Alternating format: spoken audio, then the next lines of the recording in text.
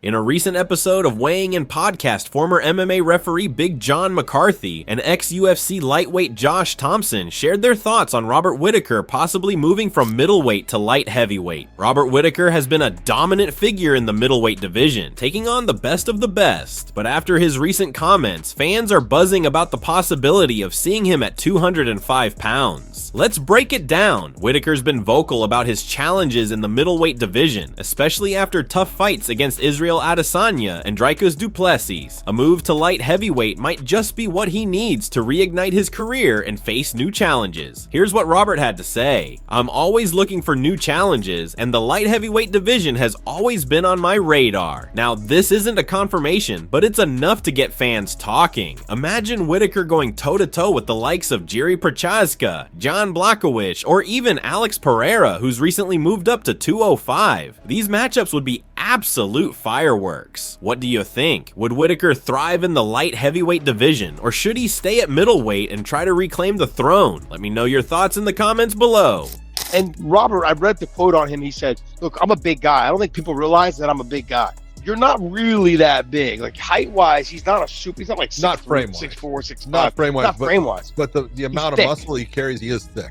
He is. He's got big legs. I mean, let's not forget, he fought at 170. Fought at 170. Fought at 185. Look, if you want to go ahead and jump on up to 205, I think right now is a good time to go because 205 is a pretty weak weight class. And I've always felt 85 and 205 was the pillar of the organization of MMA. You had Tito Ortiz, you had Ken Shamrock, you had Chuck Liddell, you had Rampage. I mean, these guys, there's Shogun. I mean, you got Jon Jones. I mean, think about all the biggest names in the sport. I think 5 or 6 of them come from that weight class. I look at him and I think to myself, if you want to do it, majority of them are stand-up guys. Majority of that weight class is stand-up guys.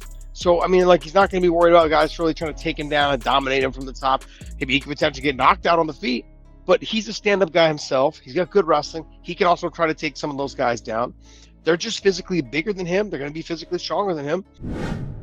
Pimblett just dropped a bombshell about his next fight. He's revealed that a bout with Michael Chandler is nearly finalized, and if that's not enough, he's also taken some serious shots at Mateusz Gamrot. Let's break it all down. Pimblett, known for his charisma and fight skills, has confirmed that talks for a fight with Michael Chandler are in the final stages. This could be one of the biggest tests of his career, as Chandler is a powerhouse with experience against some of the best in the MMA.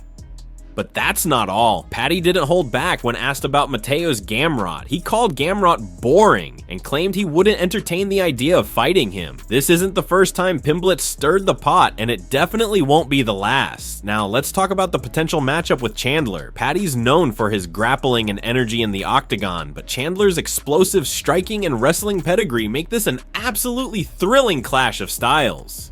Could this be Paddy's breakout fight on the big stage? Alright, MMA fans, what's your take? Can Pimblett handle the intensity of Michael Chandler? And do you think he's dodging a matchup with Gamrot, or is Paddy just being Paddy? Let us know in the comments below. Jones has reportedly kicked out one of his teammates after finding out they were training with none other than Tom Aspinall, the rising heavyweight star. According to reports, Jones discovered that one of his trusted teammates was working with Aspinall, a fighter Jones may face in the future. Feeling betrayed, Jones didn't hold back. Sources say he snapped, calling the move disrespectful and showing the teammate the door. Jones has always been known for his competitive edge, and loyalty is a big deal in fight camps. But this incident raises questions. Did his teammate cross the line, or is John being too territorial about potential opponents? Now, let's talk about Aspinall. With his impressive rise in the heavyweight rankings, it's no surprise that fighters want to align with him. But in Jones's camp, training with a potential rival is a serious no-go. Could this be the start of some mind games ahead of a possible matchup between Jones and Aspinall? Both are elite heavyweights, and this added tension might just make their eventual clash even more explosive. What do you think, fight fans? Was Jon Jones right to kick out his teammate, or should he let his team make their own decisions? And how would a fight between Jones and Aspinall go down? Let me know your thoughts in the comments. That's all for today's UFC drama update. Don't forget to like, subscribe, and hit that notification bell for the latest fight news and breakdowns. Thanks for watching, and we'll see you next time on UFC News Hub.